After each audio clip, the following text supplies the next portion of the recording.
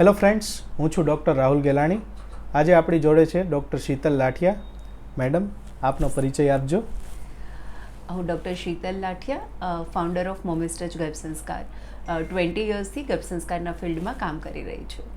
Okay madam, હવે આજનો મારો પ્રશ્ન એવો છે કે ગર્ભ સંસ્કાર શું છે અને કેમ કરવું જોઈએ? ઓકે, ગર્ભ સંસ્કાર શબ્દ એ છે કે જે છે એને વધારે ઉપયોગી અથવા વધારે સારું બનાવવું, એને સંસ્કાર કહે, રાઈટ. તો ગર્ભ સંસ્કાર, જે ગર્ભમાં બાળક આવી રહ્યું છે, એ બાળક જે ક્ષમતા લઈને આવી રહ્યું છે એ ક્ષમતા પૂરેપૂરી ખીલે અથવા એનો જે પોટેન્શિયલ છે એ પૂરેપૂરો સમાજ માટે એ ઉપયોગ કરી શકે, તેના માટે જે પ્રક્રિયાઓ કરવામાં આવી રહી છે એ ગર્ભ સંસ્કાર છે. બરાબર. અને શું તમારા મતે શું લાગે કે દરેક માતાએ આ ગર્ભ સંસ્કાર કરવું જ જોઈએ? બહુ ફ્રેન્કલી મારો પોતાનો ઓપિનિયન કહું તો કે કરવું જ જોઈએ એવું નથી. મને જો એવું લાગે કે હું જે છું એમાંથી હું સુધરી શકું છું, સુધરવાની શક્યતા લગભગ બધામાં જ હોય, તો જ્યારે આપણને એવું લાગે છે કે આપણે છીએ એના કરતાં બેટર થઈ શકીએ એમ છીએ અને જાતે નથી થઈ શકીએ, આપણને કોઈના માર્ગદર્શનની જરૂર છે, ત્યારે ગર્ભ સંસ્કારને ઓફિશિયલી કરવાની જરૂર પડે. ખરેખર ગર્ભ સંસ્કાર છે ને જીવનશૈલી છે કે એ લોકોના જીવનમાં વર્ણાયેલું છે. જો સાહજિક રીતે જે તમે જીવી રહ્યા છો તો એને કોઈ ગર્ભ સંસ્કારના લેબલ નીચે કરવાની જરૂર નથી. પણ અત્યારે આપણે જે સમયમાં જીવી રહ્યા છીએ તો ગર્ભ સંસ્કારનો જે ટ્રેક છે ને એનાથી આપણા જીવનનો ટ્રેક બહુ અપોઝિટ સાઈડ જઈ રહ્યો છે. તો કદાચ અત્યારના સમય પ્રમાણે હું એવું કહીશ કે હા, ગર્ભવતી માતાએ ગર્ભ સંસ્કાર કરવું જ જોઈએ. મેડમ, તમે અત્યારના સમયની વાત કરી તો આજથી 5 વર્ષ પહેલાં બહુ ઓછા લોકો ગર્ભ સંસ્કારને ઓળખતા હતા, પરંતુ 5 વર્ષમાં હું જોઉં છું ઘણું બધું બદલાયું છે અને ઓલમોસ્ટ લોકોને આ ગર્ભ સંસ્કાર શબ્દથી જાણમાં, પરિચયમાં આવ્યા છે. તો તમારા મતે આવો ફેરફાર કેમ થયો? ભગવદ્ ગીતામાં કૃષ્ણએ એવું કહ્યું છે કે જ્યારે જ્યારે મારી જરૂર પડશે ત્યારે ત્યારે હું આવીશ. આવું જ આપણા શાસ્ત્રના જ્ઞાનનું છે. આપણા ઋષિમુનિઓ હજારો વર્ષ પહેલાં ગર્ભોપનિષદ લખીને ગયા, એ જ્ઞાન આપણા માટે મૂકીને ગયા. પણ આ જે પણ નોલેજ છે ને એનું એવું છે કે જે સમયે જરૂર હોય ને એ સમયે ઉજાગર થાય. તો લગભગ આજથી 15-20 વર્ષ પહેલાં લોકો ગર્ભ સંસ્કાર વિશે જાણતા થયા. ગર્ભ સંસ્કાર એ કમ્પ્લીટલી શ્રદ્ધાનો વિષય છે, કારણ કે એની પાછળ તમે લોજિક ના લગાવી શકો. હા, એ વાત અલગ છે કે આજે પૂરી દુનિયા ગર્ભ સંસ્કાર પર કામ કરી રહી છે. એ લોકો એને પ્રીનેટલ એજ્યુકેશન કહી રહ્યા છે અને આજે એના પર ખૂબ રિસર્ચ થઈ રહ્યા છે. તો સવાલ અત્યારે જે છે કે 5 વર્ષથી જ કેમ લોકો, અત્યાર સુધી એ જ્ઞાન શ્રદ્ધાથી જીવાતું હતું ખરું, પણ શ્રદ્ધાથી, એટલે એ ટકાવારી ઓછી હતી. જેને શ્રદ્ધા હતી એ ફોલો કરતા હતા. હવે જે લોજિકલ લોકો છે કે હવે એને વિજ્ઞાન સાબિત કરવા માંડ્યું, આપણી પાસે એની સાબિતીઓ છે, બુક્સ પણ અવેલેબલ છે, તો 5 વર્ષમાં મટીરિયલ ખૂબ અવેલેબલ થયું અને એટલા માટે લોકોને એના તરફ શ્રદ્ધા થોડી વધારે વધી અને લોકો એના તરફ વળતા થયા. બરાબર. મેડમ, ગર્ભ સંસ્કારની માતા અને બાળક પર ઉત્તરોત્તર શું અસર પડતી હોય છે? ઓકે, જો પહેલાં માતાની વાત કરીએ તો ગર્ભધારણ પહેલાં જ્યારે માતાને એવું થાય, પતિ પત્નીને એવું થાય કે હવે અમને બાળક જોઈએ છે, તો આપણામાં બહુ એક સિમ્પલ કહેવત છે કે જેવું કૂવામાં હોય એવું અવાડામાં આવે. તો અમે એવું કહેતા હોઈએ છીએ કે પહેલાં કૂવો ચેક કરો કે તમે કેવા છો, અને આપણે જેવા છીએ એવા જ જો બાળક આવવાનું હોય તો શું કામ આપણે શ્રેષ્ઠ ના બની જઈએ, રાઈટ. તો સૌથી પહેલાં તો જ્યારે ગર્ભ સંસ્કારની પ્રક્રિયામાંથી પસાર થઈએ છીએ ત્યારે માતા પિતા એક માણસ તરીકે શ્રેષ્ઠ બનવાના પ્રયત્ન કરે છે. એટલે એ શારીરિક રીતે સ્વસ્થ વધારે હશે, માનસિક રીતે અને આધ્યાત્મિક રીતે. તો પહેલાં તો આપણા જે અસ્તિત્વના મેઇન 4 પહેલું છે, શરીર, મન, હૃદય અને આત્મા, તો માતા પિતા આ 4 પહેલુંમાં શ્રેષ્ઠ બને છે. તો આ સૌથી મોટી અસર થઈ કે માતા પિતાનું અસ્તિત્વ બદલાય છે. મેડિકલી અગર જોઈએ તો જ્યારે ગર્ભ સંસ્કાર કરી રહી છે ત્યારે એ માતાને લોકોનો સ્વીકાર જલ્દી કરવો ઇઝી છે કે ઓકે, ચાલશે, ફાવશે, ભાવશે, આવું જ હોય, ઓકે, હશે, આવું જે જનરલી આ મેન્ટાલિટી આવી જતી હોય છે. તો આવું જ્યારે થાય છે ને ત્યારે માં અનટચ બની જાય છે. એટલે સ્ટ્રેસ આવવો, ગુસ્સો આવવો અને એના કારણે જે કોમ્પ્લિકેશન થાય છે કે ડ્યુરિંગ પ્રેગ્નન્સી જે બ્લડ પ્રેશર આવે છે, થાઇરોઇડ આવે છે, તો એ એની સેન્સિટિવિટીના લીધે, કારણ કે ગર્ભાવસ્થામાં માં વધારે સંવેદનશીલ થઈ ગઈ હોય છે, તો આવા કોમ્પ્લિકેશનથી માં બચી શકે છે, પોતાની પ્રેગ્નન્સીને એન્જોય કરી શકે છે. અને એવું કહેવાય કે એક ખુશાલ માં જ એક ખુશાલ બાળકને જન્મ આપી શકે. તો એનું જે બાળક જે આવવાનું છે એ એકદમ પેલું ખુશ ખુશમિજાજ અને શાંત હશે તેવું કહેવાય. તો એક માં આ પ્રક્રિયામાંથી પાસ થતાં થતાં એક બહુ સારી માણસ બની રહી છે, બહુ સારી માં બની રહી છે, શારીરિક માનસિક બધી રીતે. બાળક પર જો કહીએ, એવું કહેવાય કે જ્યારે માં સ્ટ્રેસમાં હોય ત્યારે એના બોડીમાંથી એવા હોર્મોન્સ રિલીઝ થાય, ફોર એક્ઝામ્પલ કોર્ટિઝોલ, તો એ બીજા હેલ્ધી હોર્મોન્સને એ રિસ્ટ્રિક્ટ કરે છે. તો ત્યારે એની અસર બાળકના શારીરિક અને માનસિક વિકાસ પર થઈ રહી છે. હવે જ્યારે માં ખુશ છે, પોતે સારું સંગીત સાંભળી રહી છે, સારા પુસ્તકો વાંચી રહી છે, સારા લોકો સાથે સંવાદ કરી રહી છે, ધ્યાન કરી રહી છે, ત્યારે માના બોડીમાં જે હોર્મોન્સ રિલીઝ થાય છે તે સિરેટોનિન છે, ઓક્સિટોસિન છે. તો આની ખૂબ સકારાત્મક અસર એ બાળક પર થાય છે. તો બાળક ફિઝિકલી હેલ્ધી થઈ રહ્યું છે. બીજું, આપણા શાસ્ત્રમાં એવું લખેલું છે કે બાળકના સ્વાસ્થ્યની કુંડળી માના ગર્ભમાં રચાય છે. તો જ્યારે માં પોતાના આહાર વિહાર અને વિચાર પ્રત્યે સજગ છે ત્યારે બાળક સંપૂર્ણ રીતે સ્વસ્થ થવાની શક્યતા ઘણી બધી વધી જાય છે. પ્રેક્ટિકલી અમે એવું જોયું છે કે જેમાં બહુ સારી રીતે ગર્ભ સંસ્કારના નીતિ નિયમોને પાળે છે એ બાળકો ખૂબ સ્વસ્થ હોય છે. વારંવાર બીમાર પડવાના સંજોગો ઓછા ઊભા થાય છે અને લગભગ હોસ્પિટલમાં તો એને જવું જ નથી પડતું. તો આ થયું એનું શારીરિક સ્વાસ્થ્ય. માનસિક રીતે એ બાળક છે ને એ કહેવાય ને મોલ્ડેબલ હોય છે કે અત્યારે જે આપણે જોઈએ છીએ જીદ કરવું છે તો કરવું જ છે, ટેમ્પર ટેન્ટ્રમ, આ બાળકોને બહુ ઇઝીલી તમે સાચી દિશામાં વાળી શકો છો. આ એનું માનસિક. અને સૌથી વધારે જે પહેલું મને સૌથી વધારે ગમે છે, આ બાળકો ખૂબ સંવેદનશીલ હોય છે. સંવેદનશીલ એટલે એવું નહીં કે આપણે કહીએ કે ઢીલા છે કે રડવા માંડે. એવું સંવેદનશીલ મારી વ્યાખ્યામાં હું એવું માનું છું કે જે પોતાની લાગણી સ્પષ્ટ રીતે વ્યક્ત કરી શકે અને બીજાની લાગણીને સમજી શકે. ખૂબ પ્રેમાળ હોય છે, આપવાની ભાવના એનામાં ઘણી બધી વધારે હોય છે. અને આ જ બાળકો જ્યારે અડલ્ટ બને, યુવા પેઢીમાં જાય, ત્યારે આ બાળકોને ખોટા રસ્તે જવાનું જે એક અટ્રેક્શન છે ને એ નથી. મને એવું લાગે છે કે આ સમયમાં યુવા પેઢી જે દિશામાં જઈ રહી છે તો ગર્ભ સંસ્કાર લોકો શ્રદ્ધા કરી રહ્યા છે, બહુ સારું છે, જેથી આવનારી પેઢીને આપણે રોંગ ટ્રેક પર જતાં અટકાવી શકીશું. બરાબર. હવે મેડમ એ પણ પૂછવું હતું, તમે પૌરાણિક સાહિત્યોની એની વાત કરી કે આ પહેલાંના સમયથી છે, તો મને એવા ઉદાહરણ આપો કે આપણા પૌરાણિક શાસ્ત્રોમાં કે રામાયણ મહાભારતમાં કશે ગર્ભ સંસ્કારનો સંવાદ થયો હોય એવું. એક્ઝેક્ટલી.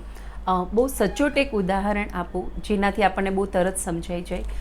રાવણ ને આપણે બધા જ ઓળખીએ અને રાવણ ઇઝ ઇક્વલ ટુ રાક્ષસ એવી રીતે આપણે ઓળખીએ છીએ.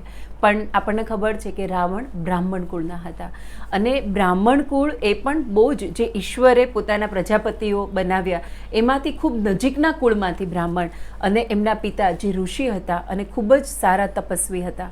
હવે ત્યારે એવું કહેવાય કે તમે કઈ પરિસ્થિતિમાં ગર્ભાધારણ કરો છો એની આવનારા બાળક પર અસર થતી હોય.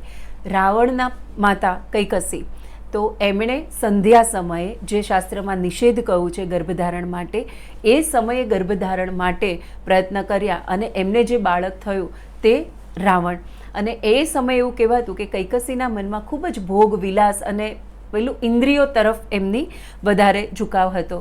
હવે જ્યારે ઋષિએ જોયું કે મારો આ બાળક જે છે એ રાક્ષસી વૃત્તિનો છે, ત્યારે એમણે પોતાની તપસ્યા વધારી. એ તપના બળથી બીજું ગર્ભધારણ કર્યું તે વિભીષણ, બે બાળકો કુંભકર્ણ અને રાવણ. અને એ બે બાળકોને જ્યારે જોયા ત્યારે ત્રીજા બાળકમાં જ્યારે એમને થયું કે આ મારા કુળનો નાશ કરશે તો મારે એક બાળક એવું જોઈએ જે મારા કુળને સાચવી રાખે, અને એ ત્રીજું બાળક વિભીષણ. આ ઉદાહરણ મેં એટલે જ આપ્યું કે એક જ માતા પિતા, એક જ જીનેટિક્સ અને એના 3 બાળકોમાં શું ફરક હતો, એ માતાની પરિચર્યા, માતાના આહાર વિહાર વિચારમાં જે ફરક હતો એના કારણે આ 3 બાળકો થયા. અને રામાયણ આપણે જોઈ છે કે કુંભકર્ણ અને રાવણનું મૃત્યુ થયું અને એનું કુળ જે છે એ વિભીષણથી ચાલ્યું. ઓકે મેડમ, હવે એવું પૂછવું હતું કે સપોઝ કોઈ ગામડાની સ્ત્રી છે જેને ગર્ભ નવો રહ્યો છે, તો તમે એને કઈ પહેલી એવી 5 કે 6 એડવાઇસ આપશો કે ગર્ભ ધારણ કર્યો છે તો હવે તમારે આ ફોલો કરવું જોઈએ? સૌથી પહેલાં તો અગર તમે ગામડાની સ્ત્રી કહો છો ને તો હું એવું કહું છું અડધું કામ તો એનું થઈ ગયું. કારણ કે શું કામ થઈ ગયું? એક તો ચોખ્ખું વાતાવરણ છે, પ્રકૃતિ ભરપૂર છે, કારણ કે આવનારા બાળકની 3 માં છે, એક જન્મ આપનારી, એક પ્રકૃતિ અને ત્રીજી સંગીત. તો એને પ્રકૃતિ મળી ગઈ. આ માં છે ત્યાં મેકડોનાલ્ડ નથી, રાઈટ, ત્યાં પાણીપુરી મળતી નથી, ત્યાં થિયેટર્સ નથી, એટલે માં આપોઆપ એનાથી દૂર રહેવાની છે. ગામની સ્ત્રીઓને મેં એવું જોયું છે કે કામ કરતાં કરતાં ભજનો ગાતા હોય કે ગીતો ગાતા હોય તો મ્યુઝિક આપોઆપ એની સાથે જોડાઈ જવાનું છે. પ્લસ ગામની સ્ત્રીઓ ફિઝિકલી ખૂબ એક્ટિવ છે ને આયુર્વેદ એવું કહે છે કે જ્યારે ફિઝિકલી આપણે એક્ટિવ રહીએ ને ત્યારે આપણી જે પ્રાણ ઉર્જા છે એનું પરિવહન બહુ સારું થતું હોય. પહેલું જે આપણે ચેતનાના સ્તરથી જોઈએ, અને બીજું એ સ્ત્રીઓ જાતે કચરા પોતા કરી રહી છે, જાતે ઘરનું કામ કરી રહી છે, તો એનો અપાન વાયુ, જેને પ્રેગ્નન્સી સાથે સીધું કનેક્શન છે, એનો અપાન વાયુ પણ સેટલ છે. એટલે એમ પણ એ માતાની પ્રેગ્નન્સી છે હેલ્ધી રહેવાની. છતાં પણ કદાચ મારે 5 વસ્તુ જો કહેવી છે તો એક, સવારે 6 વાગ્યા પહેલાં ઉઠી જવાનું. બીજું, પોતાનો સમય એવા જ જગ્યાએ પસાર કરવો કે જ્યાં તમે બાળકના જીવનમાં કશું રોકી રહ્યા છે. સારું સાંભળવું, સારું ગાવું, સારું વાંચવું અથવા સારા લોકોનો સંગ કરવો. ગર્ભવતી માતાએ બપોરે ક્યારેય સૂવું નહીં, કારણ કે આપણે ત્યાં એવું છે કે પ્રેગ્નન્સી છે તો આરામ કરવાનો ને. આરામ કરી શકાય, ઊંઘી ન શકાય, કારણ કે બપોરે જ્યારે ઊંઘીએ છીએ ત્યારે વાત, પિત્ત, કફ ત્રણેય ઇમ્બેલેન્સ થાય છે, જેની અસર બાળકના સ્વાસ્થ્ય પર થવાની છે. રાતનું ભોજન સૂર્યાસ્ત પછી વધારેમાં વધારે 1 કલાક સુધીમાં લઈ લેવું અને રાત્રે મોડામાં મોડું 10 વાગ્યા પહેલાં સૂઈ જવું. આ થઈ ગ્રામ્ય વિસ્તારની મહિલાઓની વાત. શહેરમાં વસતી મહિલાઓ જે પ્રદૂષણમાં જીવે છે, આટલો ધૂળ ધુમાડો અને ખોરાક પણ એવા થઈ ગયા છે, તો તમારા મતે એવું શું કરવું જોઈએ, કઈ પ્રવૃત્તિઓ કરવી જોઈએ કે એમને શહેરમાં રહેતા પણ બાળક જે આવે એ ખૂબ જ એનું કુળને અને વંશને આગળ વધારે? શહેરની દીકરીઓ માટે સૌથી મહત્ત્વનું મોબાઈલથી દૂર રહેવું. કારણ કે અત્યારે જે મોબાઈલ સાથે કનેક્ટ થઈ રહ્યા છે, રિસન્ટલી એક રિસર્ચે બહુ સારી રીતે પ્રૂફ કર્યું છે કે જે એમનું ઇલેક્ટ્રોમેગ્નેટિક ફિલ્ડ છે એ બાળકને અસર કરી રહ્યું છે ને. જરૂર પૂરતો મોબાઈલ, બધાને એક વિવેક હોવો જોઈએ કે મારે મોબાઈલનો ખરેખર એટલો ઉપયોગ છે, અને હું ને તમે જાણીએ છીએ કે ખરેખર કેટલો ઉપયોગ કરી રહ્યા છીએ અને વધારાનો કેટલો. તો એ વધારાનો દરેક ઉપયોગ જે, હા કોઈ વર્કિંગ વુમન છે તો એવું નથી કહેતી કે તમે ફોન બંધ કરીને મૂકી જ દો, પણ એક વિવેક રાખો કે જેટલો જરૂર છે એટલો જ ફોનનો ઉપયોગ કરીએ, પહેલી વસ્તુ. બીજું કે અત્યારે વર્કિંગ વુમન્સ વધારે છે, તો એ લોકોને એવું થાય છે કે વર્ક, પ્રેગ્નન્સી, ઘર આ બધું કેવી રીતે બેલેન્સ થવું. તો હું એવું કહું છું કે પ્રેગ્નન્સી ને વર્ક અલગ નથી. તમે તમારા વર્કિંગ પ્લેસ પર પણ બાળક સાથે મેન્ટલી કનેક્ટ થઈ શકો છો, બાળકને અફર્મેશન્સ આપી શકો છો, ગર્ભ સંવાદ કરી શકો છો અને એને બેલેન્સ કરી શકો છો. અહીંયાની દીકરીઓ માટે એક ખાસ વસ્તુ કે તમે ધારો કે ન ધારો, તમારી આસપાસ પોલ્યુશન ને સ્ટ્રેસ છે જ, તો પ્રાણાયામ અને મેડિટેશન આને પોતાના લાઈફનો અનડિવાઇડેબલ પાર્ટ બનાવી દો. આપણા માટે મસ્ટ છે કે પ્રાણાયામ અને મેડિટેશન એ એવરીડે થવું જ જોઈએ. બરાબર. મેડમ, આ થઈ સ્ત્રીઓની વાત જે પ્રેગ્નેન્ટ થાય છે, પરંતુ મેં ક્યાંક એવું વાંચેલું છે કે જ્યારે પ્રેગ્નન્સી હોય ને ત્યારે એ આખો જે સમયગાળો છે સ્ત્રી અને પુરુષ આ બંનેની વચ્ચે માતૃત્વ ખીલે છે. તો પુરુષે એવી શું કાળજી રાખવી કે એવી શું સાર સંભાળ રાખવી કે જેનાથી જે ગર્ભમાં બાળક છે એને પોઝિટિવ ઇફેક્ટ આવે? બહુ સરસ સવાલ છે તમારો. આપણો ભારત એક જ દેશ એવો છે જ્યાં એવું કહેવાય છે કે પ્રેગ્નન્ટ વુમન, બાકી ભારતને બાદ કરતાં બધા જ દેશમાં પ્રેગ્નન્ટ કપલ આવું કહેવાય છે. એટલે તમે બહુ સાચું કહ્યું કે ફાધર પણ પ્રેગ્નન્ટ છે. એક સરસ કોટ છે જે મારું ફેવરિટ છે કે બાળક માના ગર્ભમાં અને પિતાના હૃદયમાં ઉછરે છે, રાઈટ? કારણ કે બાળક જે છે એના પર 100% માના ઇમોશન્સ અને થોટની ઇફેક્ટ થવાની છે, અને માં છે ને એ ફાધર સાથે કનેક્ટેડ છે. તો જ્યારે હસબન્ડ એ મધરની કેર કરે છે, એટલે કે વાઈફની કેર કરે છે, તો ઇનડાયરેક્ટલી એ બાળકની કેર કરી રહ્યા છે. જ્યારે એ મધરની માટે બાળકને પોષક, ધારો કે માં તો હાલરડા ગાતી જ હોય, પણ ફાધર પોતાના પેટ ઉપર, એમના પેટ ઉપર હાથ રાખી અને બાળકની માટે ગીત ગાય કે કોઈ હાલરડું ગાય છે, તો એ બાળક વધારે ખુશ થાય છે. માં તો ખુશ થવાની જ છે, બાય પ્રોડક્ટ એ તો થવાની જ છે, બરાબર. પણ આ જે બાળક છે એના પર ખૂબ સકારાત્મક અસર થતી હોય છે.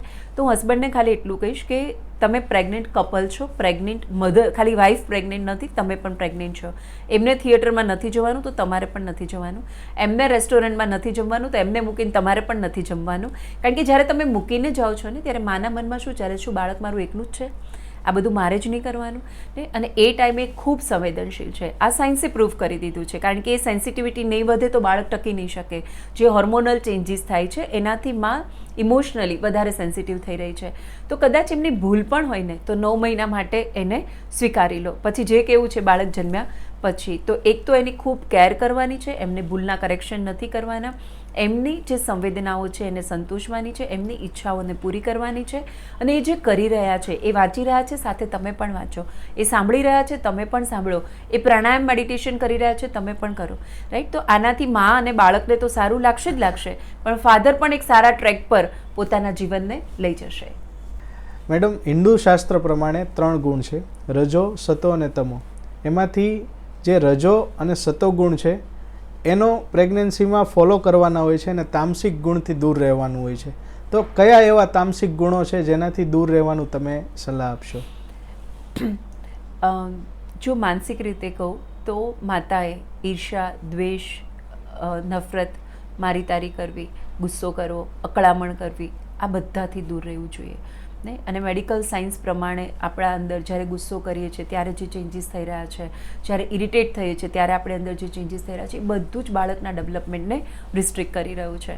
તો ઈર્ષા, દ્વેષ, લોભ, મોહ, ઈર્ષા, આ બધાથી આપણે દૂર રહીએ. આ આપણા મનોભાવથી રહેવું સહેલું નથી. અને એટલા માટે જ મેં કહ્યું કે પ્રાણાયામ, મેડિટેશન, પ્રકૃતિ, સંગીત, આ બધું આપણને મદદ કરશે કે આપણે આનાથી આપોઆપ દૂર થઈ શકીએ.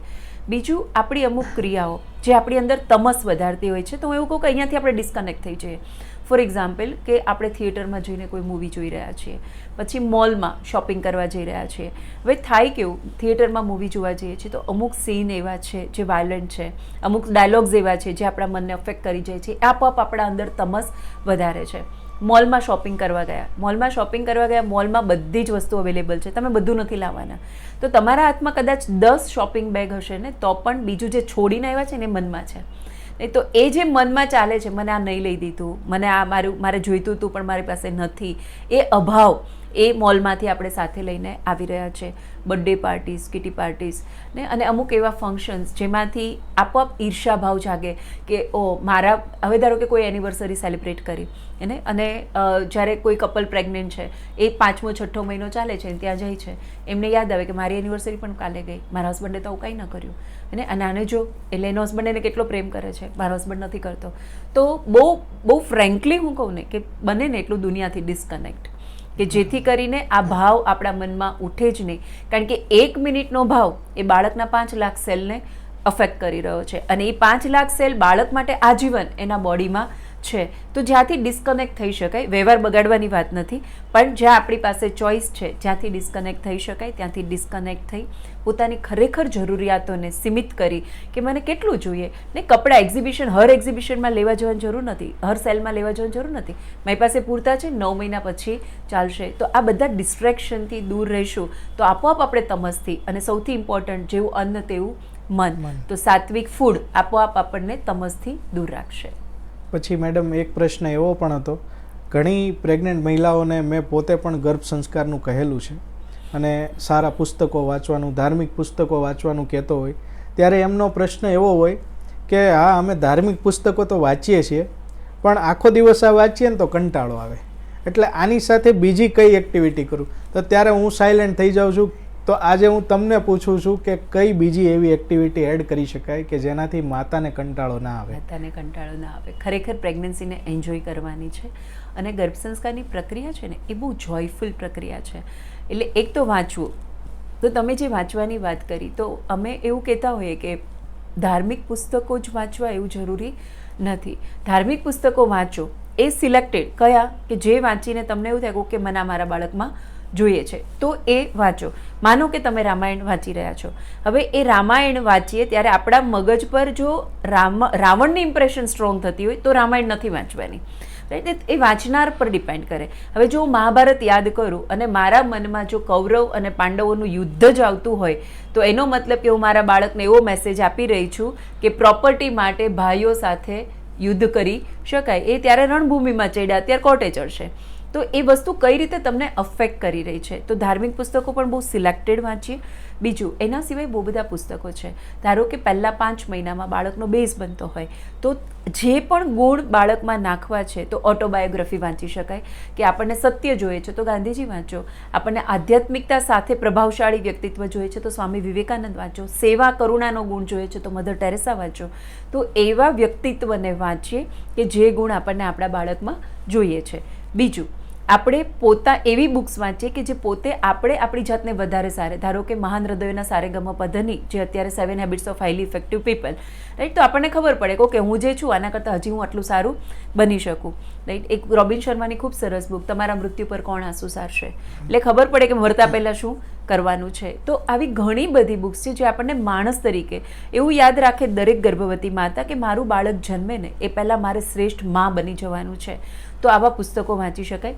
5મા મહિના પછી અમે એવું કહેતા હોય કે સાહસિક રસ વાંચો, વીર રસ વાંચો, જેથી આપણા બાળકમાં નિડરતા હોય ને એને કંઈ રણે નથી ચડવાનું, પણ એક નિડરતા જે છે એ નિડરતા બાળકને ઘણું બધું ખોટું કરતાં અટકાવશે. તો જુલેવન બહુ સરસ વાર્તાઓ લખે છે જેમાં વીર રસ છે. તો જુલેવનની ચોપડીઓ એ એટલું સરસ લખે છે કે કદાચ ધારો કે તમે સાગર સમ્રાટ વાંચી રહ્યા છો તો તમે સાગર સમ્રાટ વાંચો છો તો તમને એવું લાગે કે હું પોતે જ સબમરીનમાં છું. એ એની કળા છે, રાઈટ. આપણા જ ગુજરાતના ધ્રુવ ભટ્ટ ને એ જે નોવેલ્સ લખે છે એ બધા કુદરતી તત્વો પર લખે છે. અને માનો કે હું અક્કુપાર વાંચી રહી છું તો મને એવું ફીલ થાય કે હું જ પોતે જ ગીરના જંગલમાં છું, અને અક્કુપાર પૂરી થાય ત્યાં સુધી આપણને એવી જ ફિલિંગ આવે કે આપણે ગીરના જંગલમાં છીએ. એવી જ રીતે સમુદ્રાંતિકે તો સમુદ્ર કિનારો છે ને, પછી ન ઇતિ તો પૃથ્વી પર લખેલી છે. તો એનાથી શું થશે, બાળક 5 તત્વ સાથે આપોઆપ જોડાશે. અને એમાં માણસાઈની વાર્તા છે. ધ્રુવ ભટ્ટની 2 ખાસિયત છે, એક પ્રકૃતિ અને બીજું માણસાઈ. તો એ બાળકમાં તમે શું વાવી રહ્યા છો, માણસાઈ.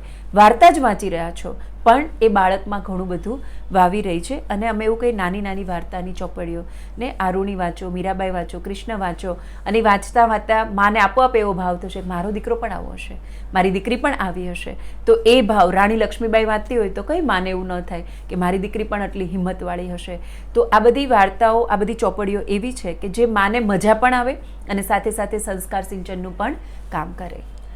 મેડમ, અત્યારે હું ઘણા પોડકાસ્ટ કરતો હોય એમાં જનરલી જ્યારે સાયકિયાટ્રિસ્ટ સાથે વાત કરતો હોય ને ત્યારે એ લોકો કહેતા હોય કે તમે કન્વિન્સ કરો કે જ્યારે ગર્ભવતી માતા હોય એનું માનસિક સ્વાસ્થ્ય સૌથી વધારે ઇમ્પોર્ટન્ટ છે. શારીરિક કરતાં પણ 3 ગણું વધારે મહત્ત્વ માનસિક સ્વાસ્થ્યને આપે છે. તો તમે એક એડવાઇસ એવી આપો કે કઈ રીતે ગર્ભવતી માતા પોતાનું માનસિક સ્વાસ્થ્ય બનાવી રાખે. ઓકે, હું એવું કહું કે હું પણ અત્યારે આમાં સ્ટ્રગલ કરી રહી છું તો ખોટું નથી, કારણ કે અમારા 20 વર્ષના અનુભવમાં મેં એવું જોયું કે તમે જેમ કહ્યું ને કે 5 વર્ષમાં આ લોકોને બહુ જાણ થઈ. મારો પ્રેક્ટિકલ એક્સપિરિયન્સ એવો રહ્યો છે કે આ 5 વર્ષમાં માનસિક સ્વાસ્થ્ય બહુ જ ચેલેન્જ થઈ રહ્યું છે ને. અને એ ક્યાંથી આવી રહ્યું છે તો મેં એક જવાબ આપ્યો કે દેખાદેખીમાંથી અને આ બધામાંથી આપણે નીકળી જઈએ. કારણ કે આ રીલ્સ જ્યારે જોઈ રહ્યા છીએ કે આપણે કોઈને કમ્પેરિઝન કરી રહ્યા છે તો સ્ટ્રેસ, તણાવ ત્યાંથી જ આવી રહ્યો છે, પહેલી વસ્તુ. બીજું કે પ્રાણાયામ, ધ્યાન આ જે છે, પણ પ્રાણાયામને ધ્યાન અત્યારની છોકરીઓ માટે અઘરું એટલા માટે એ લોકોને લાગે છે કે મેડમ આંખ તો બંધ કરીએ જ પણ વિચારો તો બંધ થવા જોઈએ ને. તો ત્યારે હું એવું કહીશ કે ગાઓ.